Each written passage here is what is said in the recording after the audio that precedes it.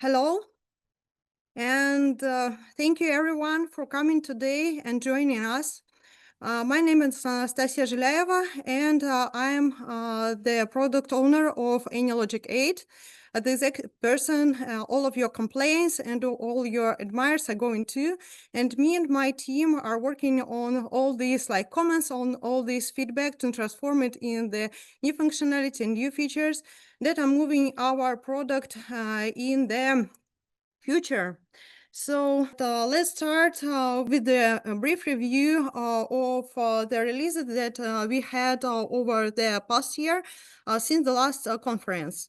Here we can see that we had 5 releases and we actually covered all the parts of AnyLogic from the core and animation to all the libraries. So I would say this is very cool result, and we are moving on the all the edges of the product. That is very cool.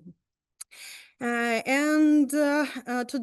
I'm sure that everyone will hear about the feature that you're already using or that you would like to try to use after this conference, and the ones that you will wait after this conference and probably can't wait for them. So let's start with the feature that brought the most interest in the last year, and that is still on the hype. And this is, of course, the NVIDIA Omniverse connector. For those who are not very into the 3D animation, the NVIDIA Omniverse is the platform that allows you to create the super high realistic animations of the facility, of the, I don't know, stations, the airports, just everything. And starting from the last year, we have the possibility to switch on the connector to this platform. And it can be used in 2 ways. In first way, you can simply create the USD scene that after that can be run in the NVIDIA Omniverse. This scene is created from the usual 3D scene of AnyLogic, but it already has all these fancy shadows, lights, textures, so it will already looks much more realistic. And the other way to use this tool for advanced users, for the users experienced in the NVIDIA Omniverse and 3D animation, is to create your own 3D scene that is maybe high fidelity, super realistic, photorealistic, and you can connect it to the running AnyLogic model so that you will have a video of your future facility, for example, based on the model that you have. Okay, another big feature that we released this year is the model profiler. This profiler can be used to find the excessive and non-optimal, inefficient parts of the user code that may result in lagging of the model, in freezing of the model, and sometimes even freezing of the model in cases when you have recurrent API calls, when you have some extra calls of functions and so on. So let's have a very quick example of how it may work. So we have our model that is running surprisingly slow, unexpectedly slow. So we are running it in profiler mode. And after we stopping the model, we can see the information from profile. So judging from this information, we can see that some of our functions are taking relatively too long or too much to be executed. So when we dive inside, we can see that the culprit of this inefficiency is update of the chart. And even if we dive even deeper, we can see the name of this chart. After that, we can return to the model. And here's our problem. We can see that recurrence time is 1 second. That is pretty much long, pretty much for the model that can run, for example, for months, for weeks, and so on. So this is just one of the examples, and the very like simple one. Of course, you can find your own solutions. Well, this is how it works. The another big feature that I'm sure like everyone who has experience of creating large models is already using probably is the possibility to organize all the model elements into the folders. So we know that big models have dozens, probably even hundreds of agents, of Java classes, of Java interfaces, and so on. And before it was really difficult to navigate over all this stuff. And now you can place it everything accurately according to folders, and it will be very easy to navigate and very easy to track the structure of your model. Another feature that allows you to to organize all the elements that you use in the model is the new favorite panel. And in this palette, we have two sections. The first one is actually the favorite section. It is customizable, and user can add all of the elements from the other palettes into this section. So for example, in the slide, I have my own palette that is adjusted for transporter process simulation. So here I need only like logics that associated with transporters, such as blocks and like markup elements, and some very basic elements of like any logic model, such as events, such as functions, variables, and so on. And the second part of this palette is the last use section. And it, like according to its naming, it has all the elements that I used, for example, several minutes before, just for the case if I would like to reuse them, or if I am, for example, on the stage where I'm like making design of my model, or I'm working on the analytics, and so I'm like recurrently using the same shapes again and again. Okay, so let's move forward, and here we can see the I think this is one of the major features of this year. But it was released only yesterday, so not sure that you had seen it before. And this is the possibility to quickly create the charts based on the all basic statistics that we have. Currently, it is available in process modeling and material handling library. So all the elements and both blocks and markup elements can now like address to this to this chart wizard, and chart wizard will automatically get the basic statistics that this element can gather during the runtime, and you can just customize the chart, for example, not add all the statistics to it. And after that, the chart generator, chart wizard, will create the chart for you. After that, you can work with it like with any other chart. You can, for example, change the color. You can place it somewhere else in your model. You can copy it, just use it like you use any chart. So this was all the main features that we had in the core part, and let's move to libraries. And as usually, I'm saying that we are always focusing on material handling library. This is our flagman of all our libraries. And so the biggest update here were, of course, robots. And actually, this year we had two releases that were connected to robots. And currently, robots are represented by a markup and by 3 blocks: seize robot, process by robot, and release a robot block. And what are significant features of the markup element?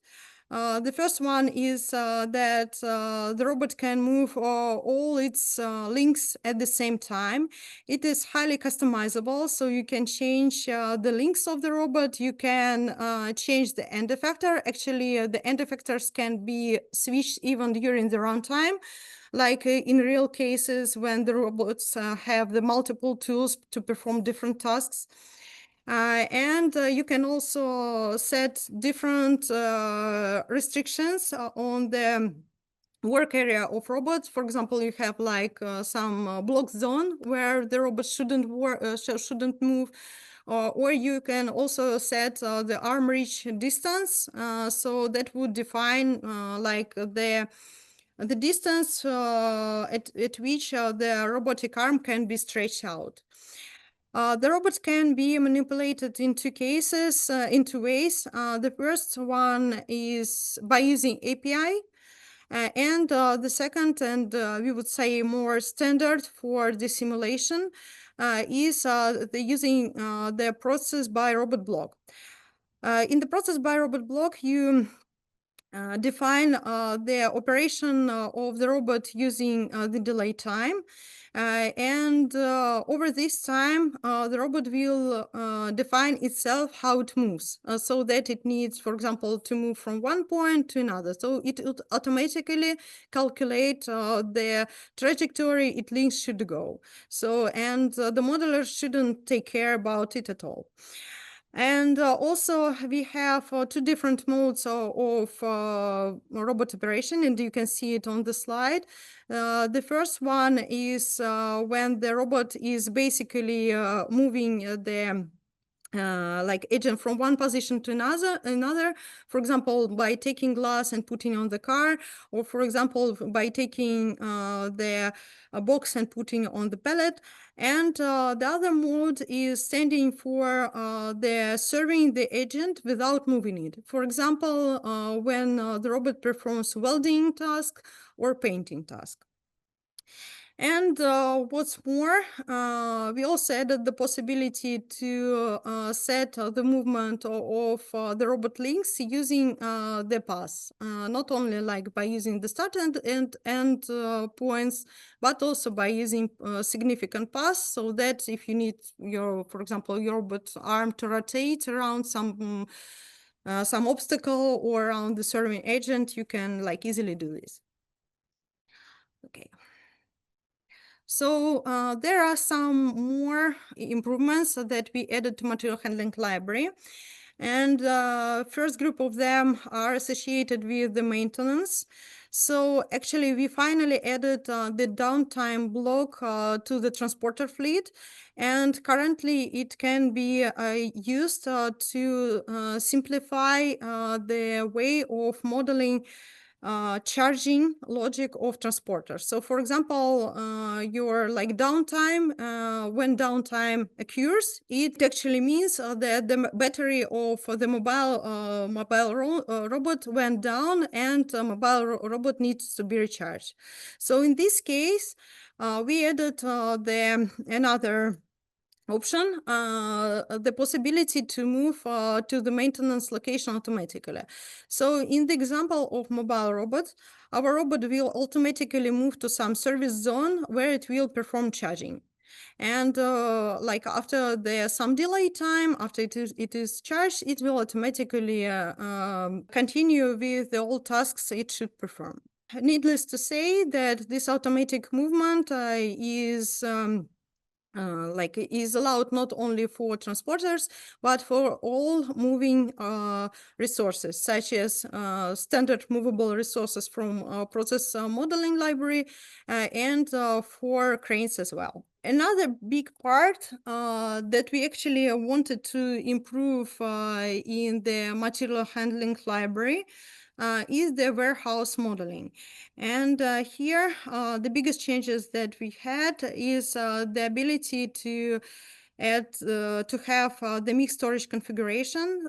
So as you can see, now we can have not only like back-to-back racks or standalone racks, but something in between. So we can have single racks that are staying on the edges of our storage, and the back-to-back racks that are staying in the middle. And this configuration doesn't need to be fully the same on the both sides. We can have the standalone rack only on the right or only on the left side. There's no problem and no limitations about that. And so another interesting feature here is the ability to have initial stock inside our storage. Before, our users had to write code or had to add some additional flowchart just to fill in the racks on the model start. Currently, you need only to refer to the properties of the storage system block, and there you can define the exact number of agents that should be stored in your warehouse on the start, or the percentage of the capacity that should be filled on the start. So no problems here. Also, we added a different API to the storage markup, to the storage system block. We also added some other very important improvements in warehouse, and we are still going to add some more in future. Of course, we are focusing on the material handling library, but we are not leaving other libraries aside. And so this year, we had very, I would say, major improvement in pedestrian library. And we significantly improved the movement of crowds. Before, as you can see in the slide, there was some problems of the natural movement of pedestrians when they went in the crowds. And it took quite a lot of time for a crowd to be dissolved. And like starting from this year, the situation was improved, and we can see that now pedestrians are moving more accordingly to the like supposed direction, and the crowd is dissolving really soon. And what's more, actually, by doing this, we also improved the performance of library, because when the pedestrians are concentrated in the crowds and moving from one to others. Of course, it has an influence on the social forces, and like at these times the model works slowly. But currently, with this. With current behavior of crowds, it became faster. Okay, another library that was improved is the road traffic library. And here we mostly concentrated on the parking zones.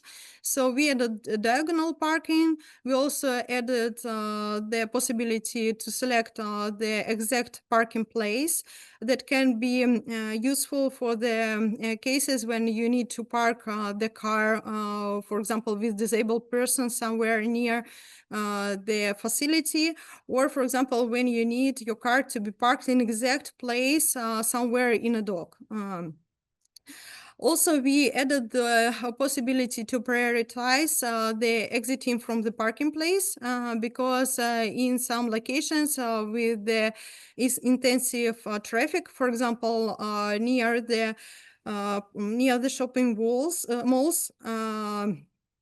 there may be cars, there are a lot of cars that need to leave their parking places, but unfortunately, usually they cannot do this because there are always cars that are going on the roads, and before they didn't like make the ones that are leaving their places go. Now they can stop and like wait for parking places to be released. We also added the possibility to control the route of the car.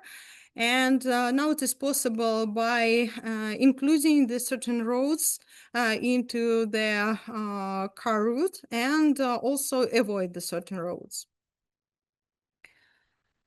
So we have a few minutes, so let's go to the very small demo with the major improvements that we had in material handling library.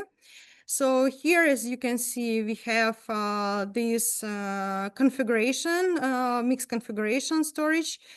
And we can see that we have the storage system block that is associated with this. Sorry, I need to move my own view from the Zoom. Okay, so now I can see the property better. So we can see here the settings of initial stock. So I can set the percentage of the initial filling. I can set the exact number. So probably I know that the exact amount of items that are being stored at the model time. So also here I have a mobile robot, my transporter, and it has the downtime block attached to it. And this downtime block is representing the losing of charge of the battery. So over the time, the charge, the robot will need to be charged, and the charging will take 15 minutes. And during the charging process, the transporter will go to the specified charging area. So let's see how it, yes, and of course I have here the robots and just with vacuum gripper equipped, and this robot will take some SKUs from its working area and put it inside boxes. So very simple model, so let's see how it works. So as we can see here, we have the storage, and in this storage, we have some empty places because there is only 75% of the filling from the model start. And we also can see the robot that it works very realistically, taking all these items and putting them inside the box. And if I speed up the model a bit, I will see that over the time, well, okay, one of my robots actually went out of charge and moved to the charging area. Okay, then let's move back to the slides. And now let's speak about what is waiting for us in the future. And now you will see really a lot of fantastic features. I'm not afraid of this word because it's really, really fantastic. And a lot of them are on the latest stages of the development, some already in the testing process. So make your stay on the features that will be released before the end of this year. So I am sure that you will love them. And we are starting with the one that I'm sure everybody will use, and this is 3D preview in design time. So without running the model, you will be able to see how all these elements of the group that you use to create the difficult, complicated machine or equipment is adjust in your model. You will also able to to double check without running the model how your elements, how your markups that are sensible to 3D dimensions are adjusted. And so, for example, in the case of the robot, I can see where the end effector actually locates. I can see that it is located properly. And one more thing that I would like to mention here is that when we choose the element in the 3D view, it is already chosen in the graphical editor as well. That will simplify you to find the exact figure in the in the graphical editor and to, for example, to change it, to modify it, and so on. Another nice feature here is that would also simplify the way of creating models is the usage of templates. So like for ages, our users used the multi-selection or the copying of elements to get the same properties of the elements they created before. So now we are adding the alternative way to this action. This is the creation of templates. For example, I can have like conveyors with some certain characteristics like special speed, like gap, and so on, probably even color.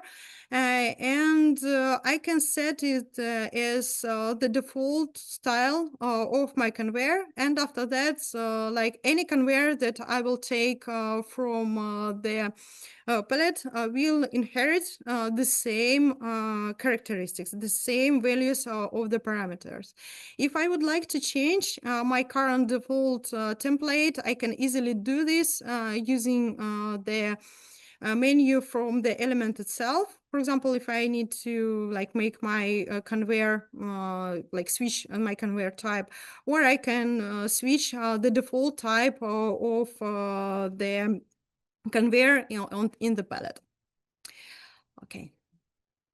What's more, we also understand that like modeling is more about analytical tool, and we also wanted to make some more like analytical approach to the inspection windows that we have. So currently we are working on adding the possibility to set your own text inside the inspection window. This may be some kind of special statistics. It may be even customized statistics. There can be some debug information, anything like that. You also can adjust the location of this inspections window. You can bind it to this certain location and make it to be viewable from the model start. So you can also change the color scheme so that it will adjust and will fit to your color code that you are using across your model. So let's see how it may work in the runtime. So as you can see, this is totally customized, like inspection window where we have our own information that is being showed, and we have like the special design of this element as well.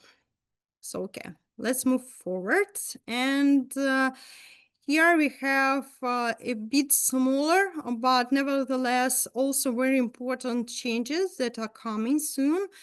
Those are the support of the new 3D formats. And we are focusing on adding GLTF, OBG, and FBX formats.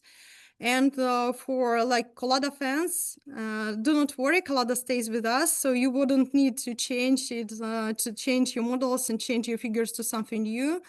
So yeah, we will have a bunch of new formats that will be supported. What's more, the mentioned above chart creation wizard will become available for the other libraries as well, and for pedestrian library, for road traffic library, for rail library, and probably ours some certain time in the fluid library as well.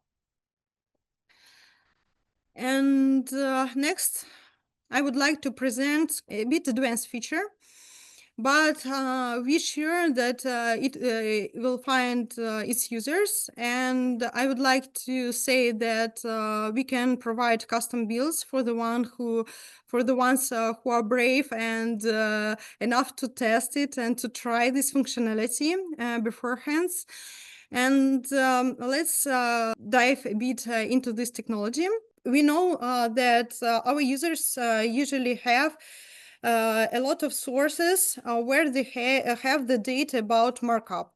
There may be JSON files, USDC files, it can be Excel tables, it can be different databases, different things like this.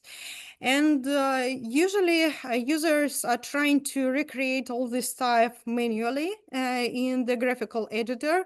And sometimes it takes, I think, probably days or even weeks because this is like very hard working process, very difficult process and very routine process. So nothing creative about this actually. And another way is to use the coding, but the result of these codes you will see, unfortunately, only during the when the model had started. So if there is any like mistakes in the code or any mistakes in the source data, you will see like the problems are only after all this work, only when the model will start. And it leads to disappointment, it leads to much more working and so on. So we adding another alternative approach to this task. So like before, you have the sources with your markup data, and we are also adding the Python API. Yes, Python, very popular language right now. And this Python API has a lot of functions that referring to the all markup elements, to their key attributes, even to its actions. And these files will be provided with AnyLogic. And you can create your own Python script so that it would be run somewhere outside AnyLogic. And this Python script can do anything that you want because it's, of course, it's up to you. It is yours Python script. It can parse the JSON file. It can read data from the databases, anything like this. And after that, using our Python API, it gives information AnyLogic how to create your markup in design time. So let's see how it works, how it would work in the future. So we have the scripts. We can see that it is connected to the model that we have in AnyLogic. We can see that there are several elements that should be created, and they're all described in the script using Python API. We are simply running the script outside AnyLogic, and here it is. So we can see the our network created. We can see all the attributes that were added by the script. We can see even actions that were added, and a lot of stuff like this. So I would say that this feature actually it gives us some new horizons of how model can be created, and this functionality will be also mentioned in the parts of the artificial intelligence section that will be later today. So we'll be patient and please come to other presentation of my colleagues. You will definitely know a lot of new things there. Okay. Here are also some brief explanation about how it can work. So you can see that we have the script, we have the parsing of the files that contain information about conveyor network. We can see that there are different parts that are associated with the station and other conveyor elements. We also can see that there are some code that is referred to the robot and to the network, and judging from the names of the functions, you can understand that they are quite intuitively can be reproduced, because even without seeing the source files that will be, of course, provided to you, you can just guess the names of many functions because they're very close to the namings that we have in the AnyLogic UI. Okay. So let's move forward, and here we can see NVIDIA Omniverse connector updates. And currently we have the following workflow. On the one side, we have the AnyLogic model. It works in AnyLogic, of course, or standalone model. And on the other side, we can see the Omniverse composer that has advanced like high-fidelity USDC. And to communicate, these two are using the Nucleus workspace that is allowed for live session. That is how it's working now.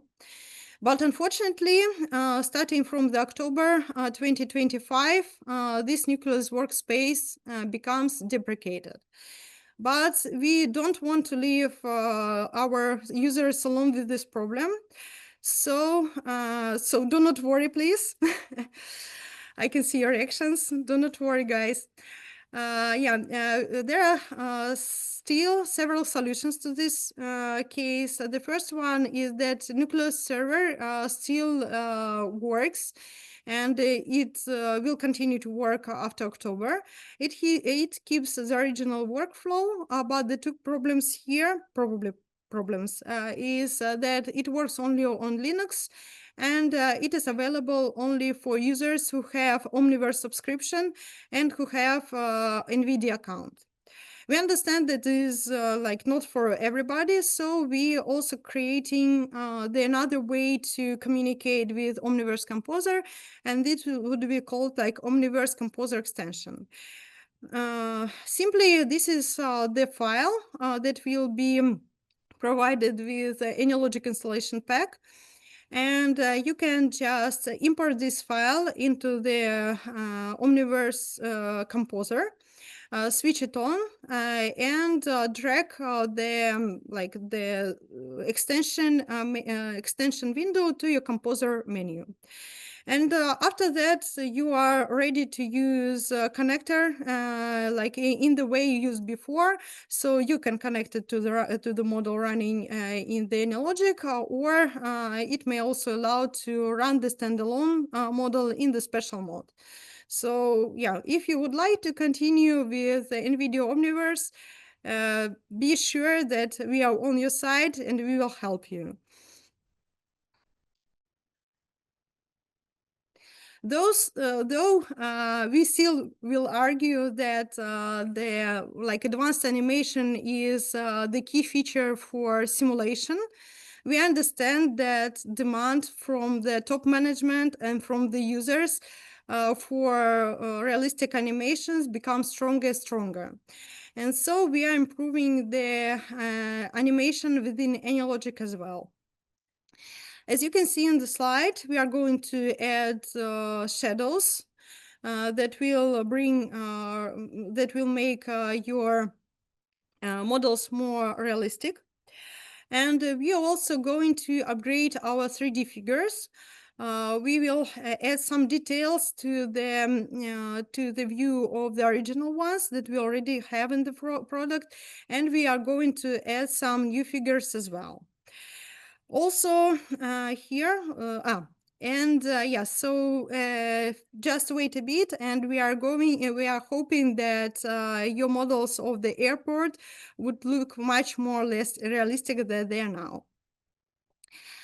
And last here, but not the least, is the ability to control the order of animation in 2D.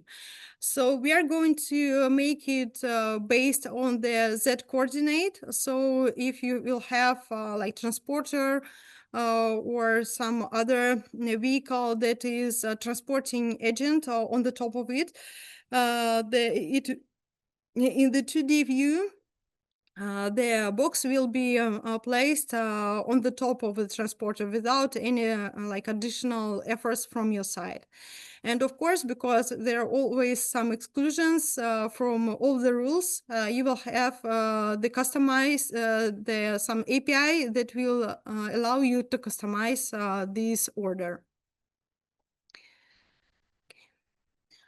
Let's move forward, and here we have some improvements that are waiting in material handling library. And the first one I would like to stop here is the tugger trains. At first, we're going to release it like only like transporter that can move in the trainer-like form, but we understood that one of the very important features of the Tiger train is that it can perform multiple tasks simultaneously. So it can, for example, deliver several items to the different locations. Or, for example, they can pick up items from the different locations.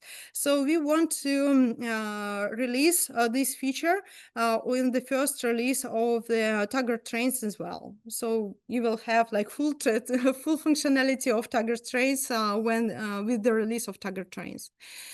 Also, the interesting feature here is that it will be possible to set fixed and non-fixed number of trailers, because there are cases, for example, that the transporter may be fully loaded at the like some loading point, and you have all the like trailers attached to it, and they are not leaving Tiger train for the entire working time. But we also know that there are in other cases where the like the number of trailers is constantly changed, because on the each station there can be some trailers that can be attached or detached from the transporter. And also we understand that sometimes loading is taking time, so there will be also possible to set the timeout for which transporter is waiting for new orders to pick up before it's starting the delivering process. Another big feature, like I would say even the big improvement part of material handling library, is the improvement of warehouse simulation process. And here we have like two big parts. One is the adding of secure cranes inside the storage markup system. These stacker cranes, they will be fully integrated in the storage markup, so you wouldn't need to take the separate element from the pallet and put it somewhere and adjust it to the size of your storage. It will be fully integrated in storage, and so it would automatically be fit to its size. And already it would be already attached to the aisles, because we know that stacker cranes are usually working only in the aisles. We are also going to add some other storage improvements. And first of all, we are going to simplify the process of moving agent from one rack to another one, the replenishment process. We're also going to add the ability to customize the logic of agent that cannot find the free cell inside the storage. So it will be possible to move it, for example, to another storage, or to make it wait in some queue, or to put in another process, anything that you would like to do.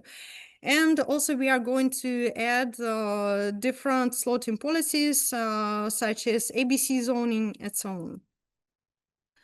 Of course, not only material handling library is going to have a lot of changes. There are also other libraries that are waiting to be approved. And again, here we have the road traffic. And in one of next releases, we will add the possibility to control the lane where our vehicle is moving. So for slow vehicles, we can set the movement along the side of the road, and for example, like trailers, the trucks, the tractors and the buses will move closer to the roadside, and some emergency vehicles, such as ambulance, such as police, may move near to the middle line. And Also, we are providing the API that would allow users to control the lane directly for the car. For example, when you need to change the lane where there is works on the road ahead or there is a traffic accident.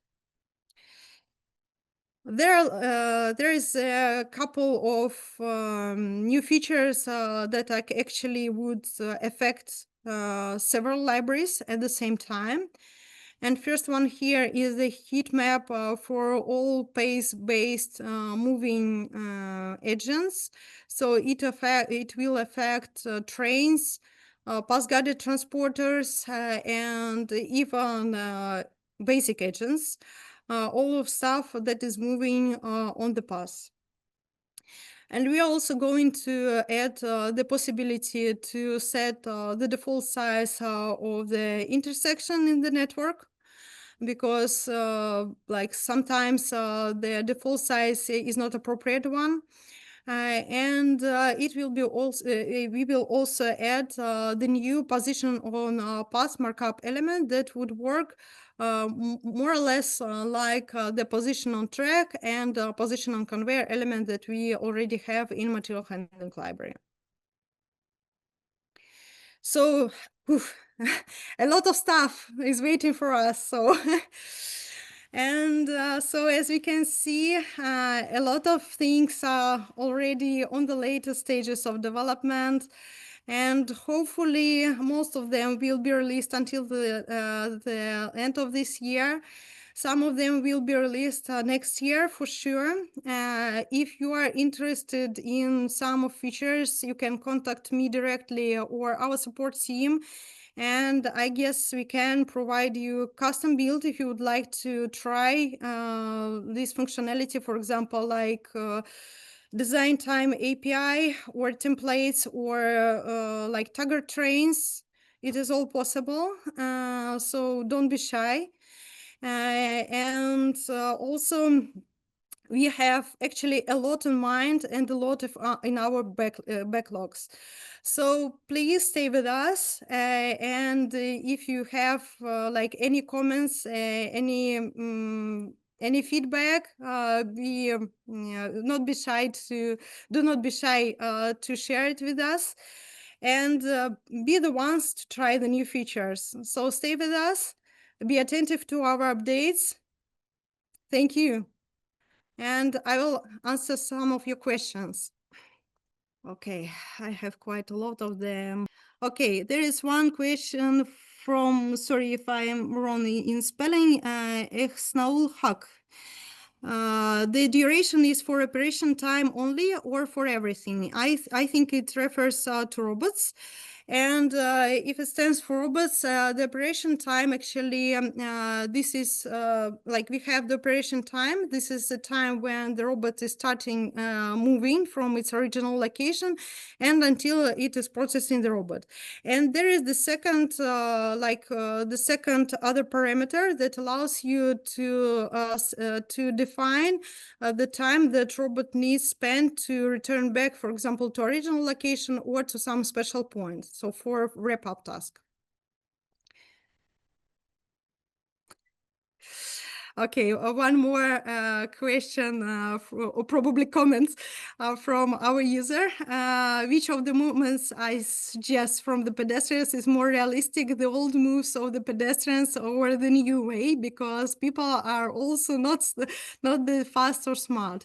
Well, I would say that, of course, probably in that example, exact example in the slide, it was not so obvious, because really sometimes people are thinking, well, probably I should go in the different direction, or maybe I should follow the crowd, and they have such fluctuation. Actually, this fluctuation is still exists in the current solution as well, because because of social forces. Probably you know that they are also trying to go according to their path, but at the same time they're trying to stay individualistic and stay a bit far from other people. So some fluctuations still exist, but not as much as before. So they wouldn't take obviously too long routes to their target. So we would say that current solution is better here. Okay, I think this is quite the same. What's the logic behind the more realistic crowd behavior, improve parameters in the social force model? Yes, them, and there were some other parameters that were added. Honestly, I don't want to stay here to stay for a long time here for them, because we have some parameters that affect on the sensitivity of a pedestrian to the density of the agents on the way, and some other parameters. So you can refer to the AnyLogic manual to get more information about them. Yes, and those parameters that are located in pet settings blocks. Okay. Okay, one of the next questions. Are there any plans to add more complex types of conveyors, cross-belt conveyors with carriers, etc.? Yes, there are plans, but surely not for the next years, because first of all, we are going to improve the transporters. We have a lot of different like ideas how to improve transporters, and after that, we are going to improve conveyors. By the way, about cross-belt conveyor, we have an example that is called cross-belt conveyor, and this cross-belt conveyor is actually works quite well.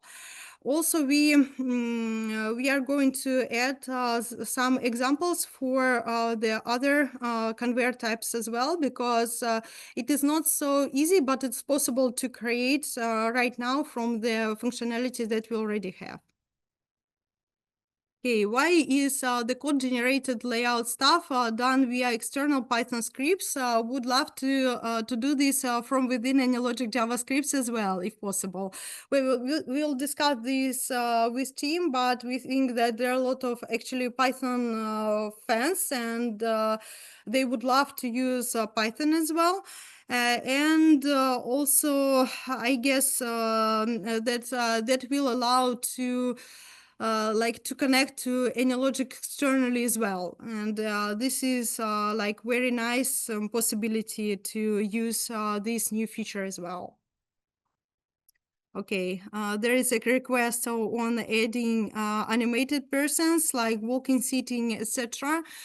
We will, okay, starting right now, we are animating, like, not animating, yes, we are like making visualization of the static figures, but we will see if it's possible to add some moving animation as well. But currently, we are not sure that it's possible with the like current technology that we are using inside the AnyLogic animation. Yeah, there was also the question about the question about the documentation, and the documentation is working well, and it is always up to date with our releases. So I guess it is everything that I see from our Q&A session. So if you have any other questions, please write them to me. Okay, I have one more question from the Jürgen. Will I also save the templates in the palette? And can I also apply the templates to functions or agents, for example, to automatically add imports, etc.? Yes, there will be, but it won't be like a palette. It will be a separate view where you will be able to set up all of your templates.